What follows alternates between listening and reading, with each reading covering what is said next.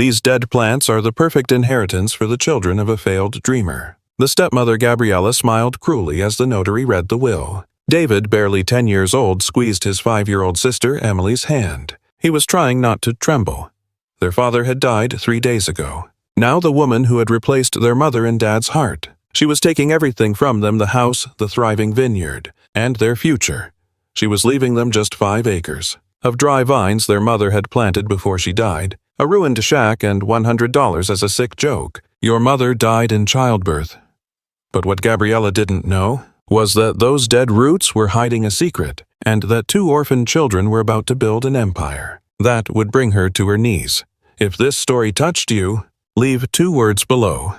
Thank you, Mom, for every mother who planted something she never got to see bloom. Please note that the following story addresses experiences and situations that may evoke deep emotions related to family, humanity, and personal responsibility. This content is created for educational purposes, encouraging listeners to reflect on understanding compassion and the choices that can leave a lasting impact on life. If you are not ready to engage with these emotions, please consider pausing before continuing. The ceiling fan in the notary's office squeaked like a dying animal. David Anderson, 10 years old, sat in the wooden chair, with his back straight just as his father had taught him. Beside him, Emily, 5 years old, swung her legs that didn't touch the floor, hugging Mr. Bunny, her floppy-eared plush toy. They had buried Dad 3 days ago. Michael Parker, a sweaty 52-year-old man. With a poorly knotted tie, he avoided looking directly at the children. His hands trembled as he unfolded the yellowed document. Across from them, Gabriella Anderson sat back, legs crossed, wearing dark sunglasses despite being indoors. We will proceed with the reading of Mr. Frank Anderson's will. Parker began, clearing his throat. To my wife, Gabriella Anderson, I leave the family home, the main 7-acre vineyard. Currently in production, all winemaking equipment, vehicles, and bank accounts. David's world tilted slightly. Gabriella smiled behind her glasses. What about us? Emily's voice sounded tiny. Parker swallowed hard. To my children, David and Emily Anderson, I leave the workers' shack and the 5 acres on the eastern boundary, previously cultivated by my late first wife, Ellen. Furthermore, a one-time payment of $100 American. $100! David didn't move, he didn't breathe. Inside his 10-year-old chest, something broke, and something else hardened at the same time. The eastern boundary. Gabriella took off her glasses, revealing cold eyes. Ah, the dead section. How appropriate. She leaned forward, looking directly at David. Those dry vines your mother planted while she was pregnant with that child. She pointed at Emily with disdain. Plants that never yielded a single grape, just like your mother's dreams.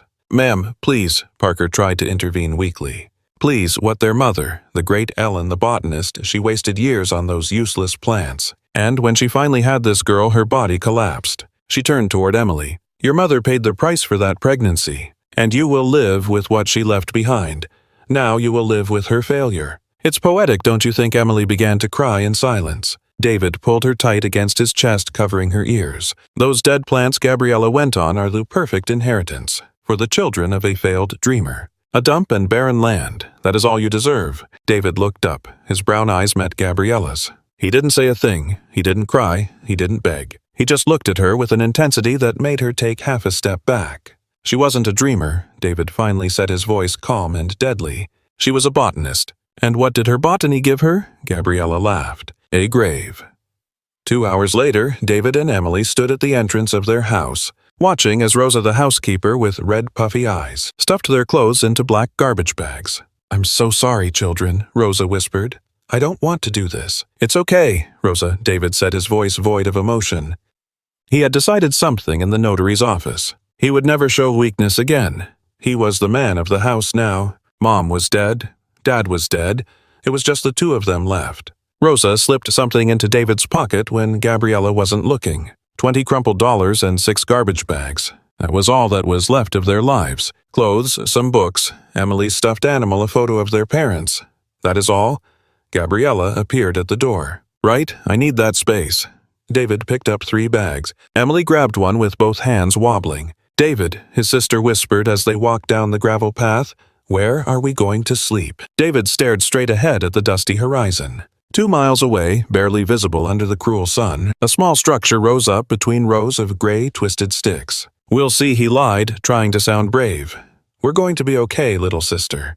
I promise." But as they walked in the relentless heat, the bags bumping against his legs, David didn't know if that was a promise he could keep. 500 yards from the shack, Emily couldn't walk anymore. Her 5-year-old legs simply stopped. Her pink sandals kicked up dust with every dragging step. "I can't go on." "David," she whimpered, dropping her bag. Without a word, David knelt down. "Hop on my back." Emily climbed up, hugging his neck.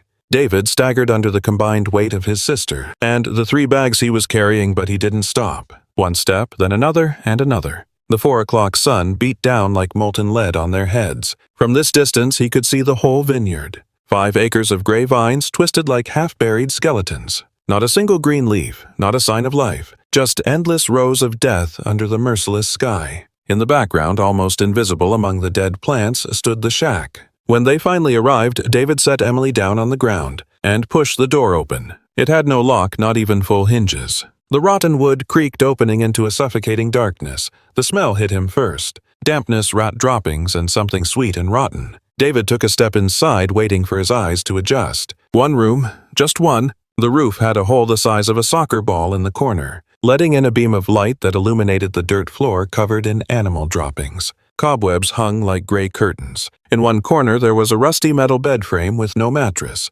In the other, a wood stove with a half-collapsed chimney. There were no windows, just black holes where the glass used to be. "Not here," Emily said from behind him, her voice trembling.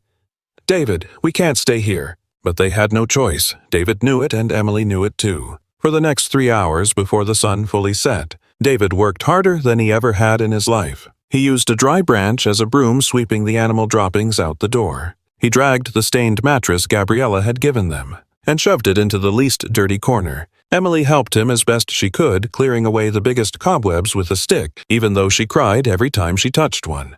There was no water. The rusty faucet outside didn't work. It just coughed out dry air when David tried to turn it. There was no light.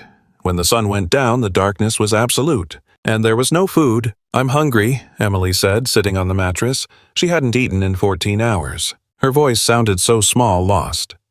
David dug through his pocket. The $120. He could walk to town early tomorrow to buy bread and beans. "But what about tonight? I have 3 cookies." He lied, remembering they had nothing left. "Do you want them, Emily?" She nodded desperately. David went outside and searched through the bags with shaking hands under the moonlight. Nothing, no food, not even a crumb. But he found something else at the bottom of a bag. His dad's old work jacket. He picked it up, and the smell just broke him. Tobacco dirt. And that cheap aftershave Dad used to wear. David pressed it against his face, and for the first time since the funeral, he sobbed. 3 minutes. He gave himself exactly 3 minutes to break down. Then he wiped his face, put the jacket away, and went back inside with a calm look. "I couldn't find the cookies," he said. "We'll buy food tomorrow. For tonight, we just have to sleep." Emily didn't argue. She curled up against him on the mattress that smelled of dampness and desperation. In the dark, her stomach growled. David's did too. "David," she whispered, "we're going to be okay." "Yes," he lied, like always. Outside, a coyote howled. Another one answered. The wind whistled through the dead vines, making a sound like someone grieving. Emily shivered. "I promise you something," little sister David whispered into her hair. "I swear on Mom's soul, you will never feel this scared again. You'll never be this hungry again."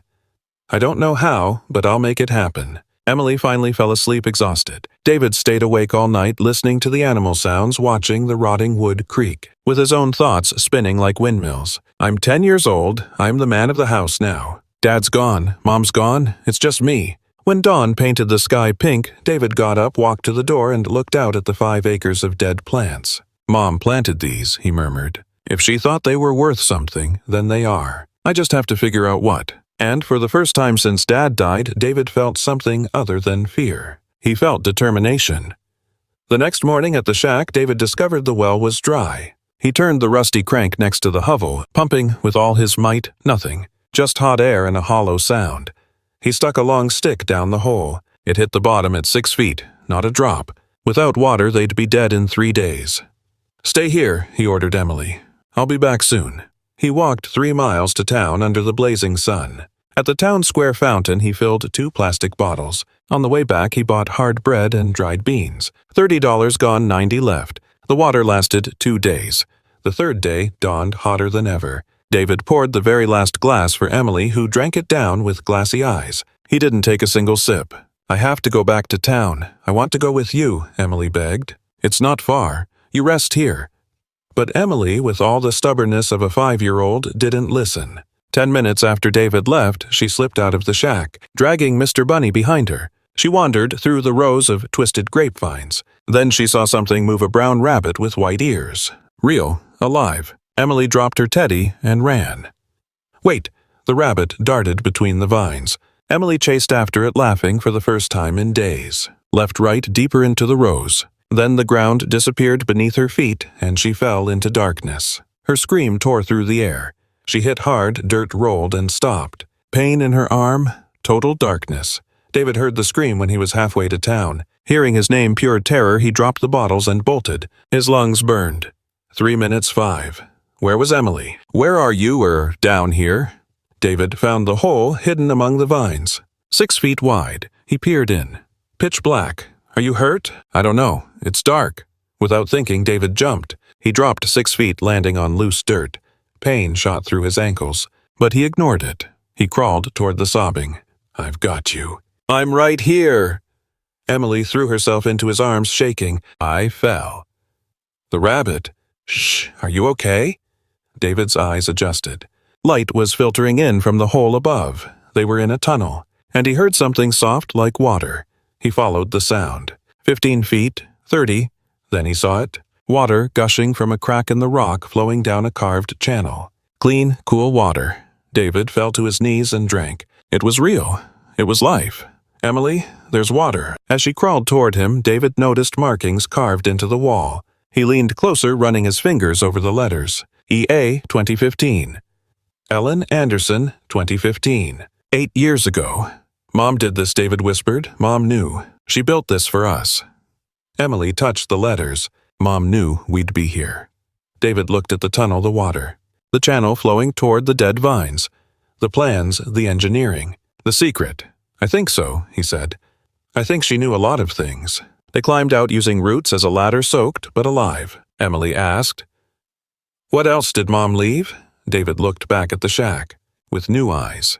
If Mom had hidden water, what else had she hidden? "We have to find her notes," he said. "Everything she did here. She planned it. There have to be instructions." And for the first time since Dad died, David felt hope. David couldn't sleep. It was 2 in the morning on the 6th day, and his mind wouldn't stop racing.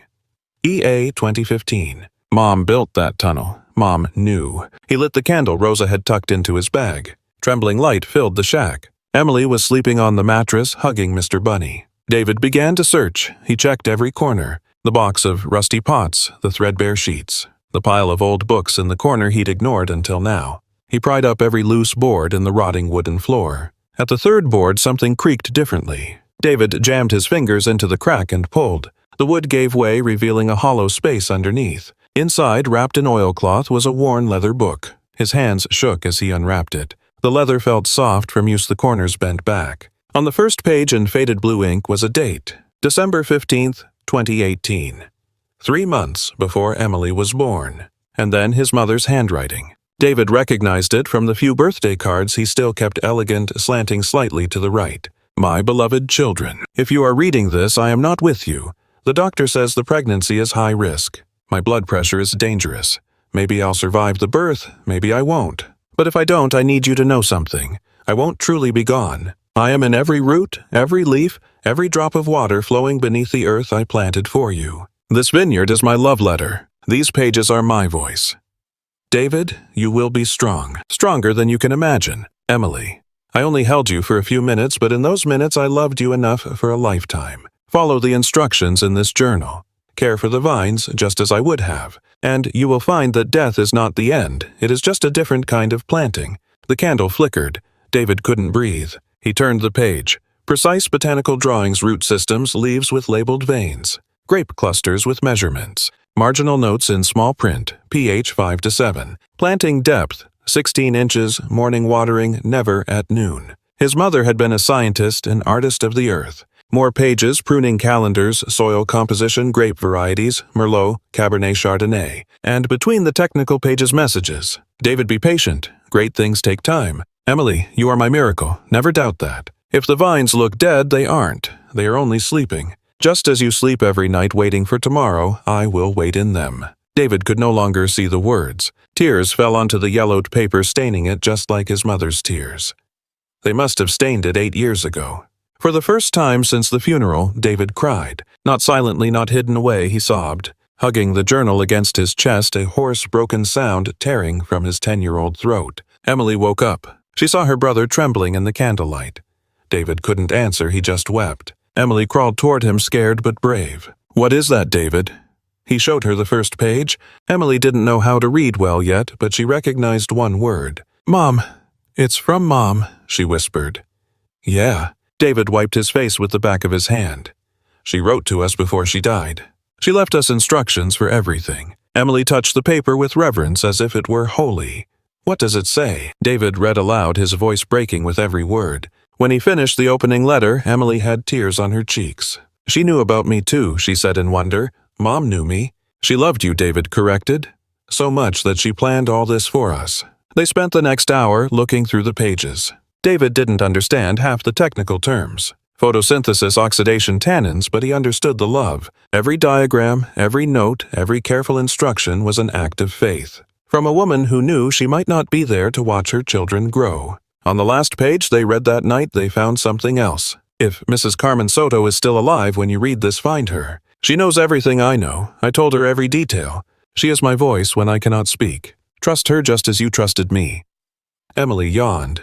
Who is Carmen? I don't know, said David, closing the diary with care, but we're going to find her. He tucked Emily back in, hid the diary under his pillow, and blew out the candle. In the darkness, he whispered, Thanks, Mom.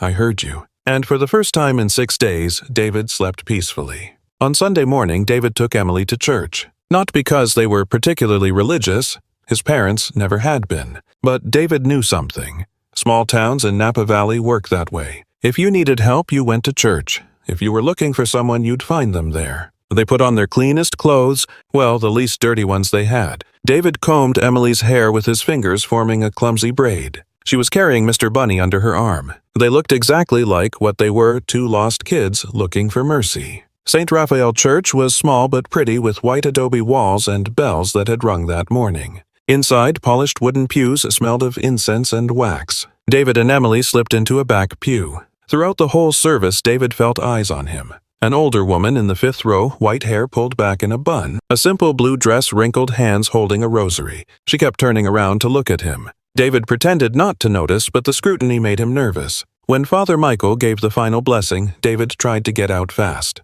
But the woman was already waiting for him at the entrance, blocking his path. You have Ellen's eyes, she said without preamble. Her voice was firm, but not cold. The same brown eyes with those little golden flecks. You're her son. David stiffened, protective. Yeah. And who are you, Carmen Soto? Your mother was my best friend. The woman's eyes misted over. I should have gone to the funeral, but I was sick. I'm so sorry. David's heart leaped. Carmen, the woman from the diary. Were you looking for me? Carmen asked, studying his face. Ellen told me that if anything happened to her, you'd find me. We don't need charity, ma'am, David said, automatically raising his chin. It was the phrase he'd practiced. Pride over need. Carmen chuckled, a soft sound, but with steel underneath. Good, because I'm not offering charity. Her eyes shifted to David's pants pocket where the corner of the leather diary was peeking out. Your mother left you something, didn't she? A book. David took a half step back. How do you know? Because I helped her write it. Carmen held out her hand. For 3 years, Ellen and I spent entire afternoons planning that vineyard. Every diagram, every note. I know every word on those pages. But to you, they're just scribbles, aren't they, David? He didn't answer. It was true. Thought so.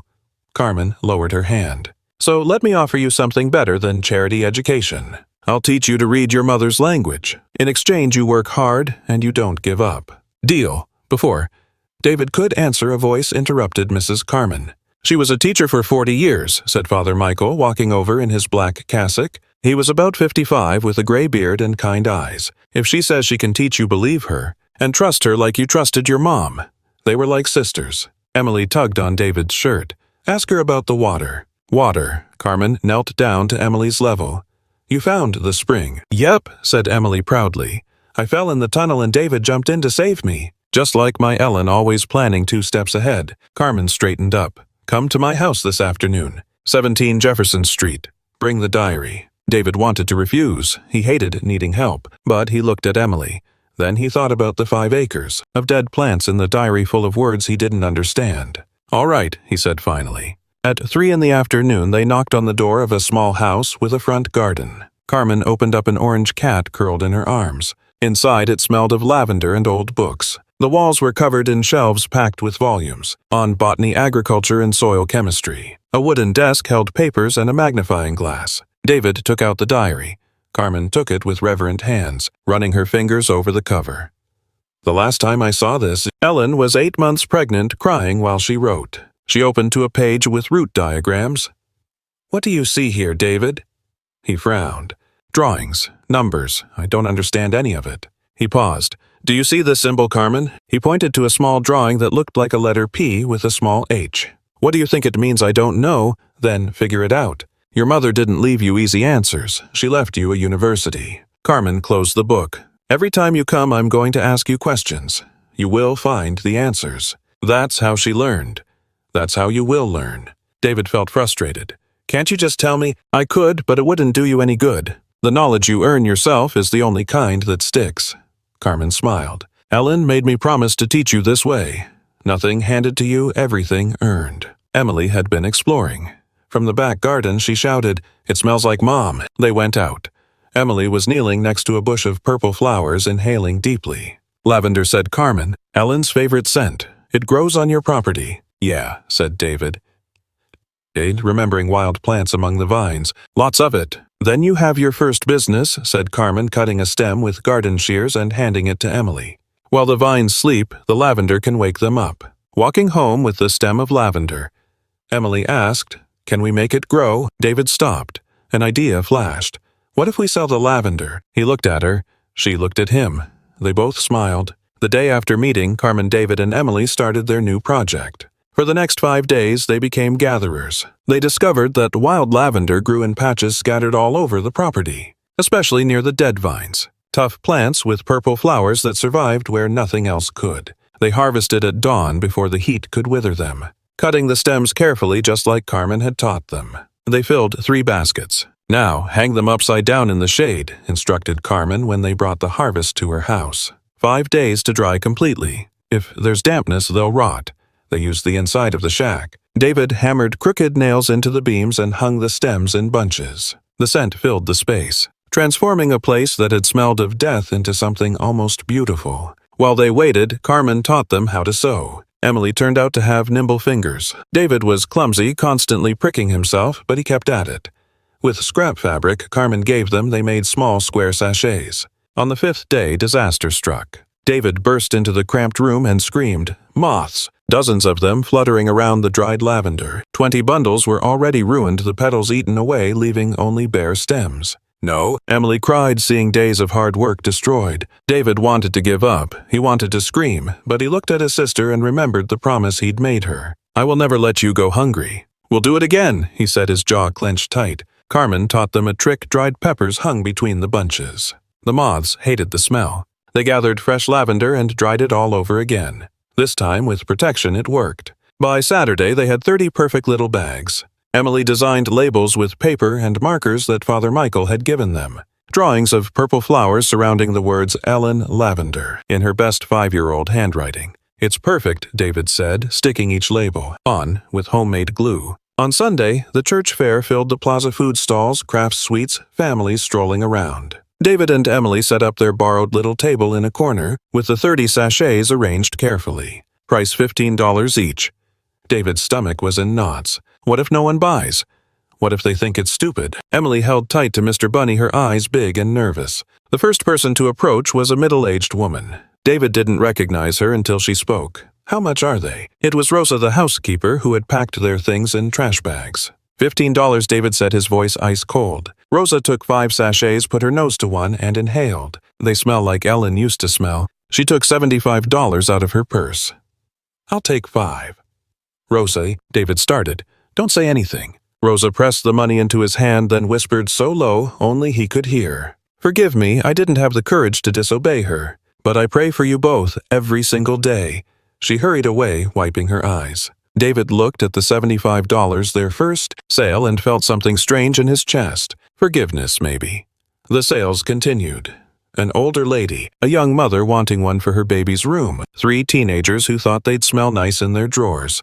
Then Father Michael arrived. "My, this smells wonderful," he said, as if he didn't know exactly what they were selling. "Give me 15 there for the sacristy." 15 sachets, $225. David knew what he was doing. It was charity in disguise, but this time he accepted it with gratitude. "Thank you, Father." "No, son, thank you. God multiplies the little we have when we work with love." By 3 in the afternoon, they had sold all 30 sachets. David counted the money 3 times, $450. Walking home, Emily asked, "Are we rich?" David laughed, a sound he had forgotten how to make. "No, but we have enough to eat this month, and to buy things for Mom's vines." They stopped at the little corner store. David bought bread, beans, rice, and eggs. And with the last $10, he bought a bag of candy for Emily. She looked at him as if he had given her the whole world. For real, you earned it." That night, they ate with full bellies for the first time in 2 weeks. Emily shared her candy. David saved $300 in a coffee can. He buried it under the loose floorboard next to the diary. "What do we buy with the rest?" Emily asked. David pulled out Mom's diary. "Fertilizer, tools, whatever Mom says we need." Because now he understood something.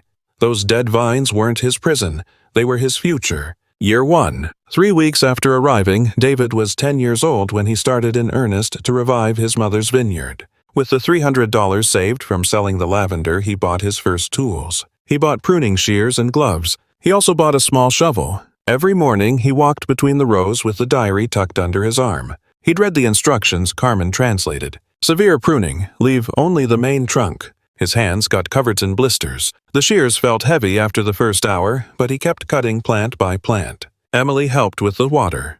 She made 30 trips a day from the spring. Her little arms would shake, but she never complained. By the 6th month, nothing had changed. The vines were still gray. "How much longer?" David asked Carmen, frustrated. "Your mother," she said, 18 months minimum. "You've barely done 6. At the 1-year mark, the town organized a work party. Father Michael knocked on doors. The Anderson kids need help. 10 men showed up with hammers. By sunset, the shack had a full roof, windows, and a wooden floor. "We can't pay you."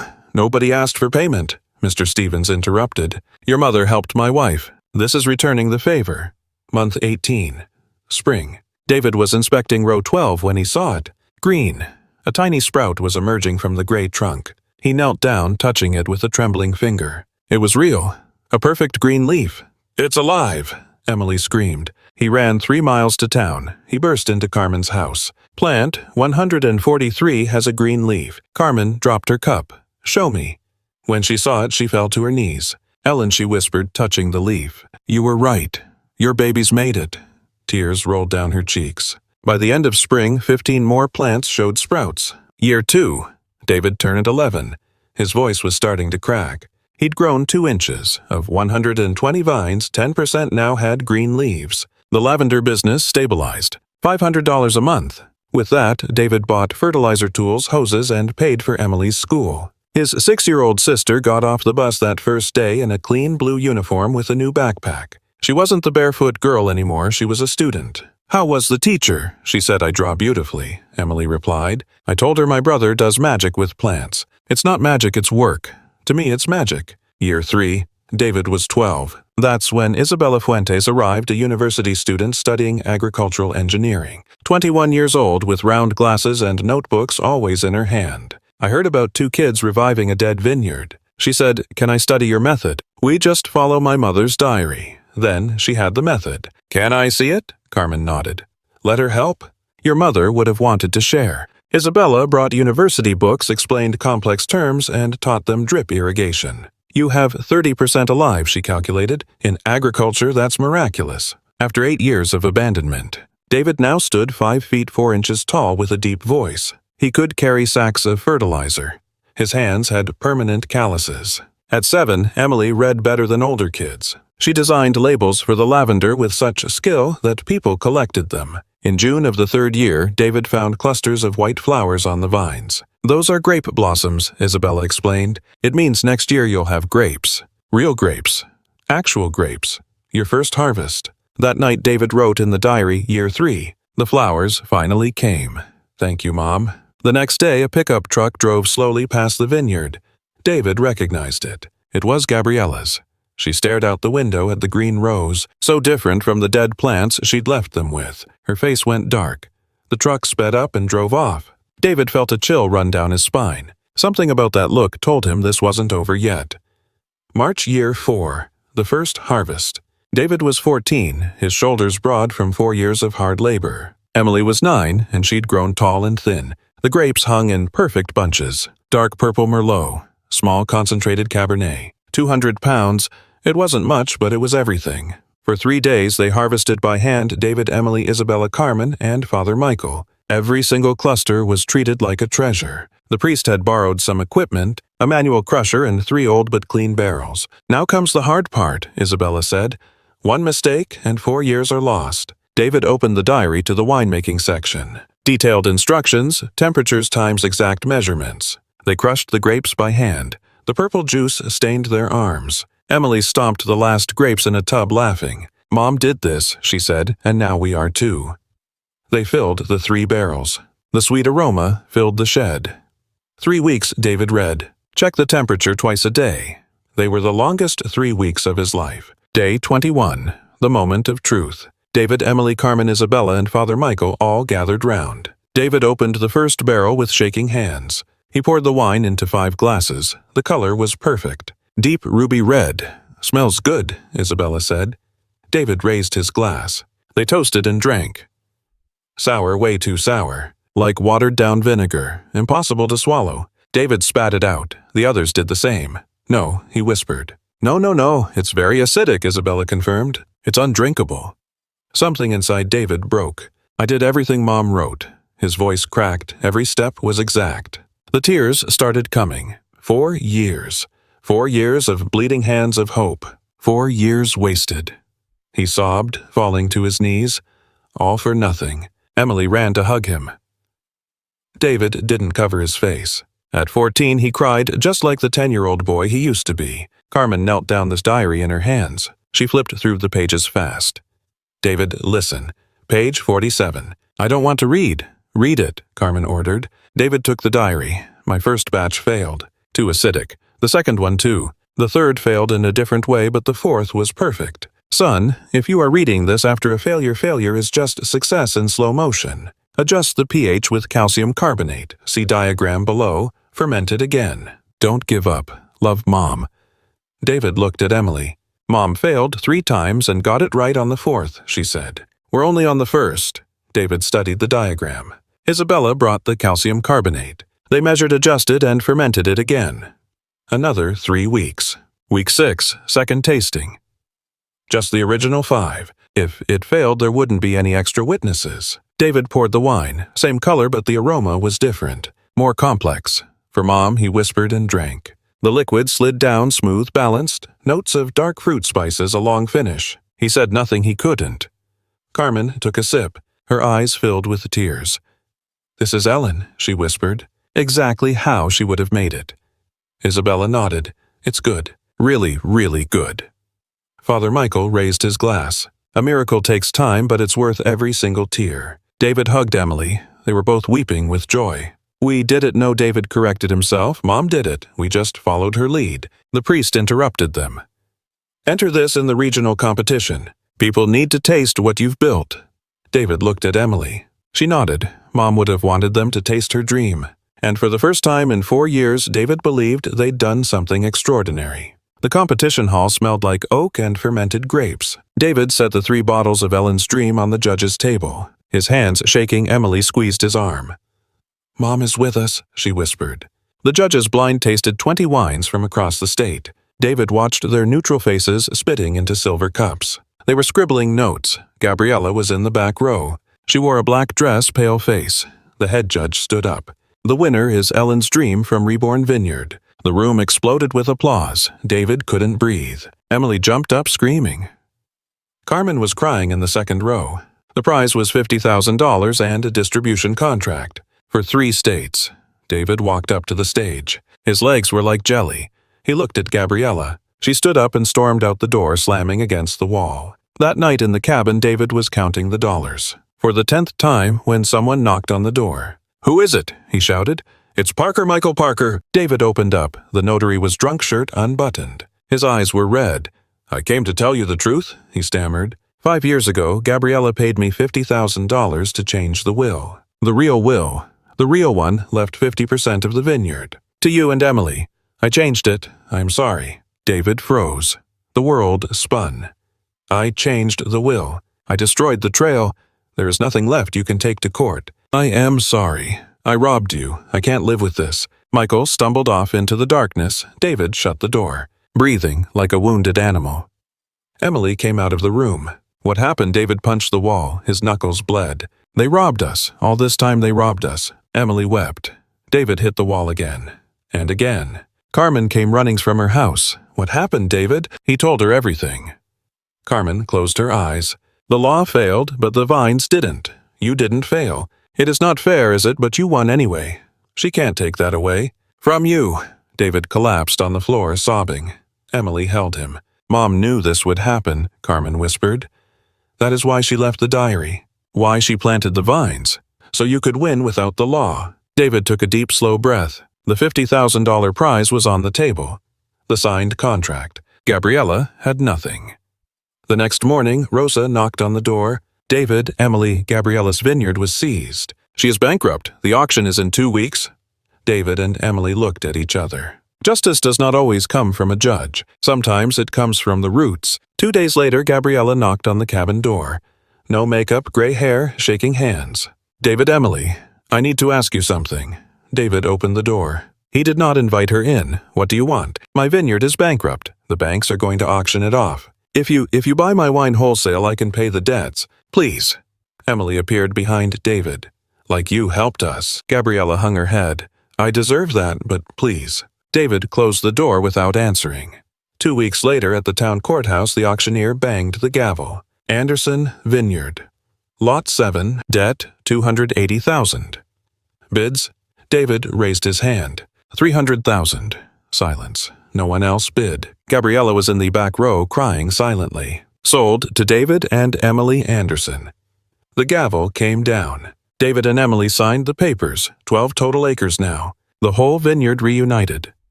Gabriella left the courthouse without looking back. David did not feel triumph, just closure. It had been exactly 5 years since Dad died. The sunset painted the vine in gold. David, now 15, with a deep voice and calloused hands, walked between the rows next to 10-year-old Emily.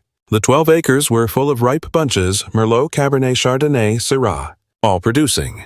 Ellen's dream was being sold in 3 California counties, with 8 permanent employees. Rosa managed sales, Isabella supervised the harvest, and Mr. Stevens trained new workers, 15 seasonal workers for every harvest. David had been accepted into agricultural college on a full scholarship. Emily designed the labels. Her illustrations were now selling as art prints in the vineyard shop. "Do you think Mom would be proud?" Emily asked.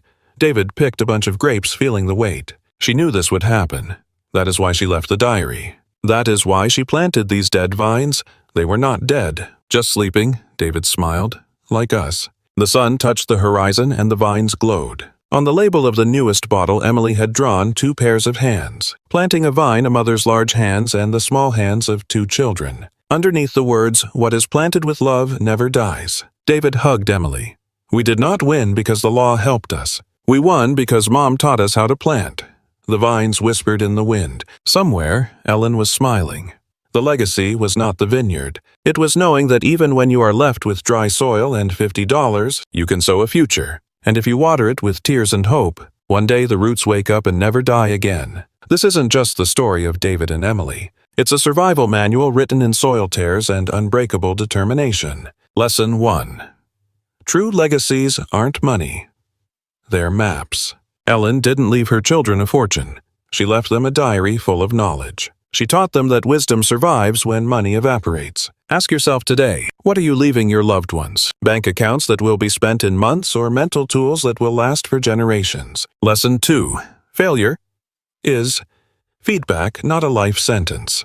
David's first wine was undrinkable vinegar. 4 years of work seemed lost. But Mom's diary revealed my first batch failed too. And the second and the third. Great successes are paved with corrected failures. When your project fails, don't ask why me. Ask, what variable do I adjust?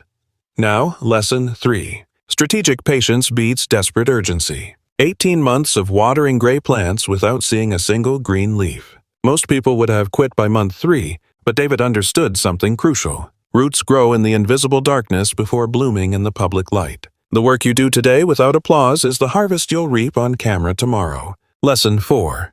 Community is the resource you're ignoring.